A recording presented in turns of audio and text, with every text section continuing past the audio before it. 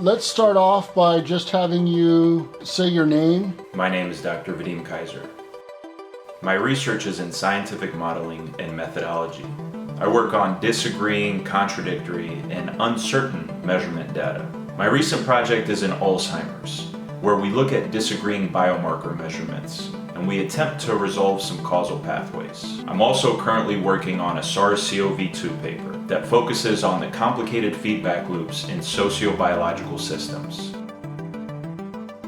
The research animations are really just me trying to boil down what I'm saying. I think that precision is paramount.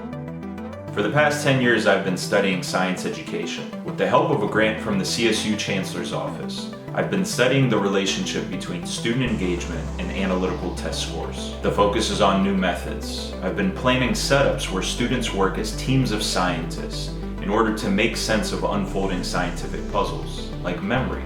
And they're looking at different scales like the molecular scale, the physiological scale. Students model live research and they work in teams to create visualizations and presentations.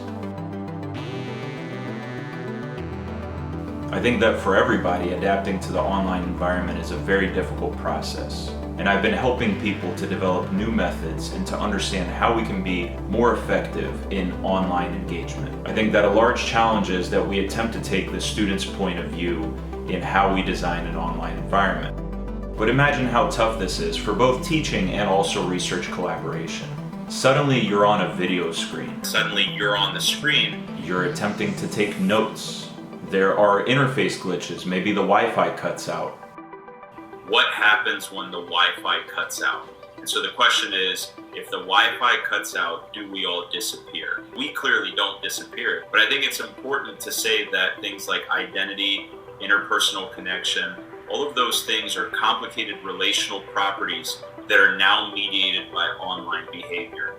I'm researching how online environments can maintain the same level of engagement as an in-person environment, but with different methods, different timing, different assignments. I think that the challenge is not only how can we get students to have proper access to the material, but also how we can guide students to analyze the material while we're in a distributed fashion.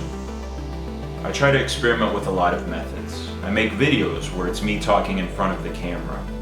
Guided readings where I go through step by step, line by line, comment, and then visualize the concepts that we're talking about. Videos of hand-drawn representations, and my favorite, MS Paint modules, where we go old school. But as I argue in my research on scientific education, engagement is not just about making cool stuff for students to look at passively.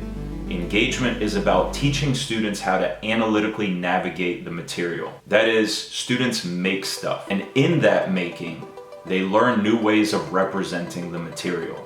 So students make visualizations, their own guided readings, and also conference-style presentations. Sometimes for an extra credit, they might make a short film. I think it's very important to try out new methods in making things. We no longer have access to in-person making, so we have to create these things digitally. My hope is that even in this state of emergency, students can still develop skills of analysis. Students can still scientifically model, they can learn methods, they can visualize the content. The students can use these methods in order to make sense and understand the things that are emerging in society. Not only the biological, but also the social and economic. Right on. Thank you. I appreciate it. Thank you too, man. All right. Have a good evening. Yeah, take care. Have a good one, Ben.